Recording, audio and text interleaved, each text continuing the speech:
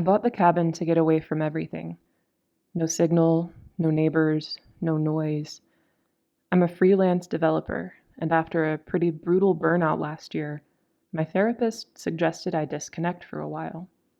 I didn't think she meant literally, but after a messy breakup and too many sleepless nights, I packed my stuff and drove up to a cabin I found on a weird listing site. It was cheap, too cheap in hindsight. The place came with a generator, a wood burning stove, and, oddly, a full security system. 4 cameras outside, one inside facing the front door, and a digital monitor in the kitchen. No Wi Fi, no cloud storage, just a hard drive that recorded and looped every 72 hours. I figured the last owner had a paranoia streak, but I didn't mind.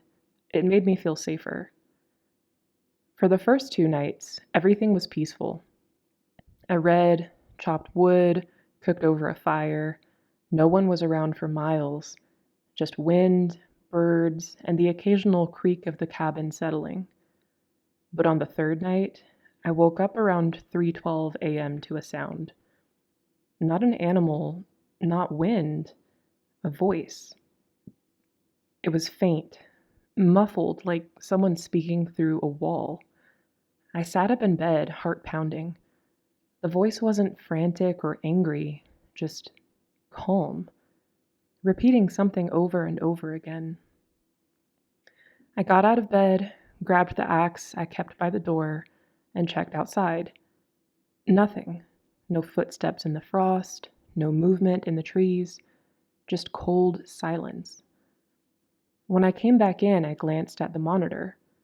The cameras had infrared, and the screen glowed softly in the dark kitchen. There was a figure, standing just at the edge of the tree line, not moving, just watching. I felt my blood run cold. I leaned closer. The image was grainy, but you could clearly make out a tall man in a hoodie facing the cabin.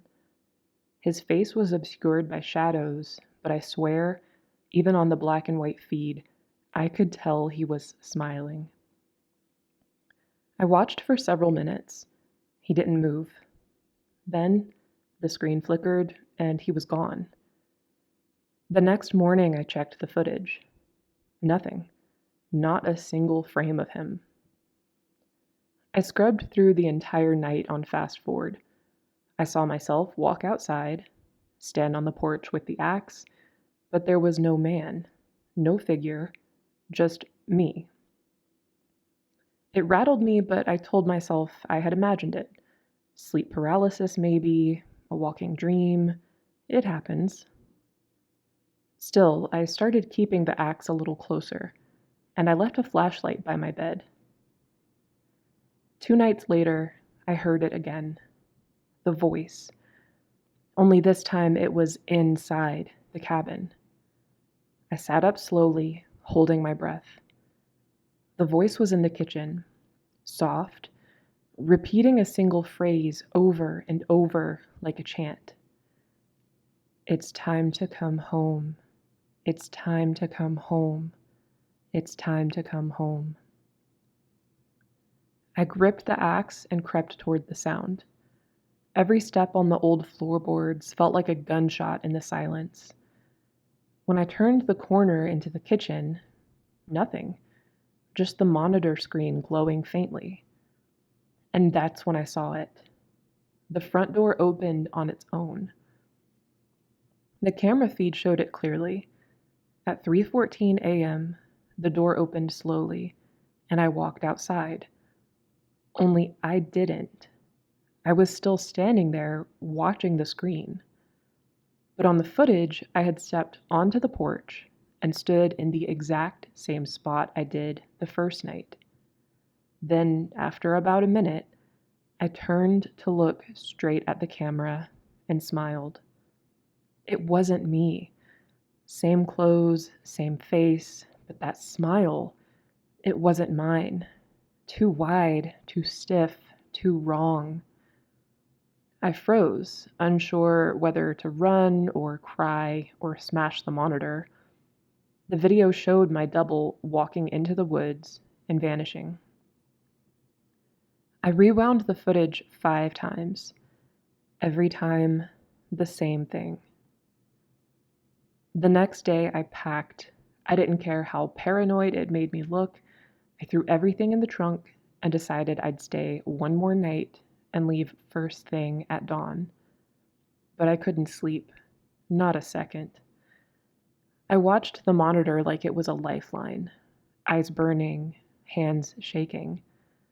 Nothing happened at 3 o'clock or 3:05, but at 3:14, all 5 cameras cut to static.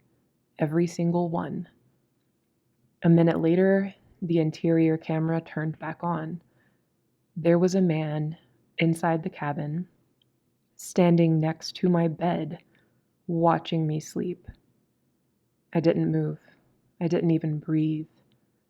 On the screen, he leaned down slowly, like he was whispering something in my ear.